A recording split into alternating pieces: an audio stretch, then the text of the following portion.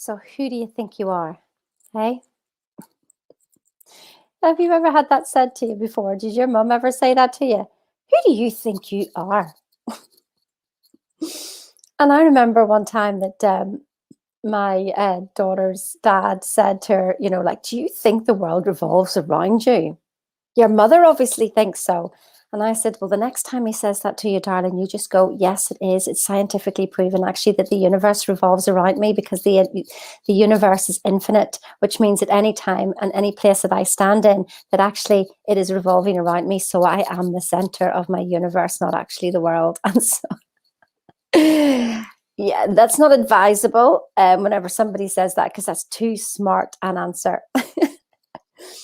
But sometimes, there's two ways that this can go, isn't there? There's ways that you think that you're not good enough, and so if you've got a spectrum here, and it's like, maybe you're down on this end here, and you just think, well, I'm not good enough, and so what's the point in even trying? Sure, look at where I've come from, and nobody in our family's ever done anything. Net, net, net, net, net. But you see, it's when you realize who you truly are. Oh my goodness. You're light itself. You are energy itself. You are the infinite intelligence itself, because that's what you're made of. It just is. It's not that you're adding power to power, or the way I would normally say it would be power to power, but you might think I'm talking about golf then. So it's not that you're adding anything to it. It's recognizing that you are. And when you understand who you are from a scientific point of view, that's when you sort of go, oh, so I'm energy. Well, why does it feel like sometimes I get really tired? Because you're not plugged in. You're not recognizing that your energy, you're trying to use the energy from your body rather than the energy from the source of who you are. It's like literally hoovering without being plugged in. You're making a hell of a mess and you're exhausted. Then you plug it in and oh, look, it does the job in half the time. Wouldn't that be so good? So for the people who are here, it's not who you think you are that's holding you back. It's who you think you're not. Now, then we have the people who are here. Okay, this is where I was, smart Alec. Really, I know it all, and I know this, and I know that, and I know the other. And at the time, it was basically a slap around the face. So clearly not, Sheena, because by your fruits you shall know them. And that is, do you have the results? And if the answer is no, then you don't know. But you see, the thing is that the people who are here think it's you. I think it's you that's doing it all, so that your ego is in place there, and your ego is protecting you fearlessly. When everything goes right, it's you. When it goes wrong, it's nothing to do with you. It just happened. When you're bringing absolutely everything to your door. And so we know it all at here, and we don't think we need any help. We don't think we need a mentor. We think we've got all the answers, and we think that certain jobs are beneath ourselves. As you can tell, everything I talk about is because I've had the wake-up call. I've had the lesson. I think I'm taking on a few lessons for everybody and then passing them on to you so that you don't have to take the lesson. So I was watching a program the other day about a CEO, and they were launching a new plane. And yes, it could have been a publicity stunt. I don't know. But he was in there cleaning everything before it started. Do you think you're too low for that because you're a CEO? I don't do jobs like that. Then you have we're members of David Lloyd's, and my son had spilt his drink, and the manager came over and he started wiping it up, and my son was going, no, it's all right, I'll sort it out. And so the manager didn't go and get a cleaner. The manager just wiped it up, and he sorted it out. He got them up and he cleaned it up. And I said that's a sign of a great leader. Great leader is somebody who, whenever it needs to happen, of course, there's other people to do stuff for him, but if he's there, he's not beneath the tasks that he asks everybody else to do. Then I think about, Bob Proctor, and he says that when he was learning about how to create a business, and he says, I'm not proud. I'll clean floors. I'll do whatever it takes. You see, it's those last final words there. I will do what it takes. You see, the common success denominator shows us is that the people who are successful have done what it takes. They've done what it takes. They've done the tasks that they now delegate to other people, but they've done them all. They've done the stuff that makes them feel awkward. They've done everything. They've done the stuff that's embarrassed them. They've stepped forward and failed. They've just chucked themselves at things. They've invested in themselves when they've had nothing to invest with, but they found it. And then they have their results. Now, for those of you who don't have the results, you're looking for pleasing methods. You don't want to spend the extra money because it's like, oh, that's uncomfortable. Let me tell you a story about Christmas, the time I decided to invest in Proctor. 70k in debt, minus 2k in my bank account. And I just knew something had to change because I was just on a slippery slope. Now, this was November. And I literally said yes to 30,000. And he said, do you have the money? No. Do you have the deposit? No. How are you going to get it? No idea. Are you going to get it? Yes. I put the phone down and I sat there and I went, this is happening. I've had enough. I've had enough. This is happening. And I came up with a deposit in 3 hours. I could not get on the phone fast enough. Now, here's what happened. I wiped myself out of any chance of any money from anywhere for Christmas, hoping I would get a client, but the client didn't come. So when it came to Christmas, and I still had this vision that we would be in a barn for Christmas, and Wolfgang saying to me 3 days before, Sheena, I trust you and everything, but it's 3 days before. There's nowhere for Christmas. There's nowhere for us to hold Christmas because it was my turn to have Connor and Shannon.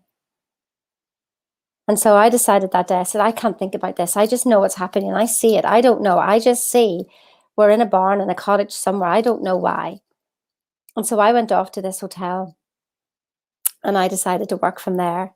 And I saw the managers who were never in together, that's for sure.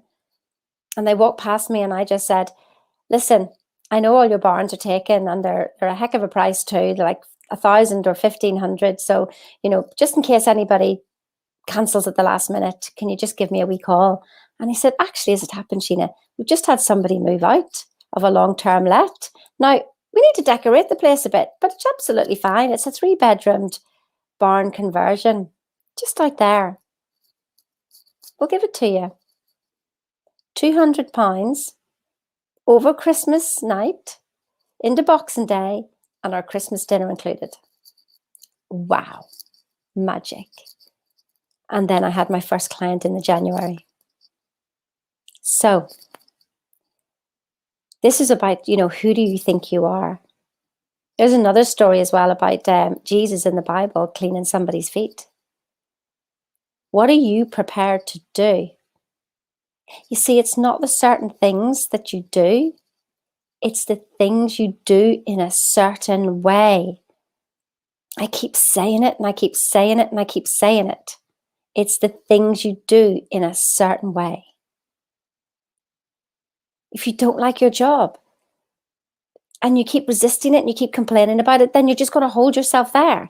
If you don't like your finances, then you're going to hold yourself there. If you keep complaining about it, what you put attention to grows. What you resist persists. And what you try to hold on to, you lose. Try to hold on to that money for that little bit of security. Guess what? Something else came and took it away, didn't it? Listen to me. When you listen to me, you will get results. Do what I say. I do what Bob tells me to do. And the 2 girls who've just come in recently, they were just prime examples. Did what Sheena said, and I got the result. So shocked, I didn't know what happened. That's exactly, but you're going to learn why it happened. That's the journey. This isn't a knowledge game. You're amazing. You know what? That's who you are. That's what I want to show you. How amazing you are. Do you have an idea? Do you feel it bursting through your heart? Have you tried? Has it been there for 10 years? Book a call with me up there. Let's get that idea out in the open. You know, one of the things that I'd asked the question was about, do I focus on God or do I focus on my idea? Which way is it? And I know, and I've heard Neville Goddard say before, that your imagination is God. It's Christ in you.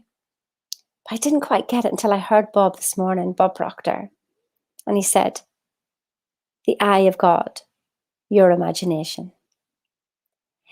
Whatever you see in there, that beautiful thing is a gift.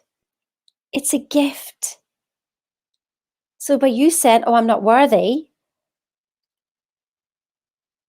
I mean, imagine if you gave a gift to somebody and they said, oh, no, sorry, I'm not worthy of that, not worthy. How many times actually have somebody asked to pay for your cup of tea and you've gone, no, I'll pay for myself. Learn to receive. Learn to receive these compliments here that I'm giving you now. Yes, you who's watching this, you are amazing. You've got everything wrapped up inside you. If we clear the story, you'll start to see it yourself. And you'll start to see it in other people too. Good morning, Adelaria. So listen, have an awesome day today. Click on the link up there. I know who you are. And you're amazing. And through this work, and maybe even just one call with me, you're going to see it yourself. Have you got that desire? Is there something that's been playing on your mind for so long? And you know what? There is no tomorrow. Did it happen? So when you had this idea, have you just put it to bed? Or did you just like, oh, it'll happen next. When I get this done, then I'll do. When I get this done, then I'll do. Stop saying that. Because guess what? That week turns into 2 weeks. That 2 weeks turns into a month. That month turns into 6 months, turns into a year, and turns into 2 years. Now, I'm going to carry on doing this anyway. But how much is it costing you not to step forward? How much is it costing you to not step forward? The recent case scenario, one girl, her investment 1 week, 4 times her investment back. When I started this process, in the first 3 weeks, I pulled in 40,000. Wow. So listen, it's entirely up to you. Your way isn't working, is it? Try mine. On that note, goodbye.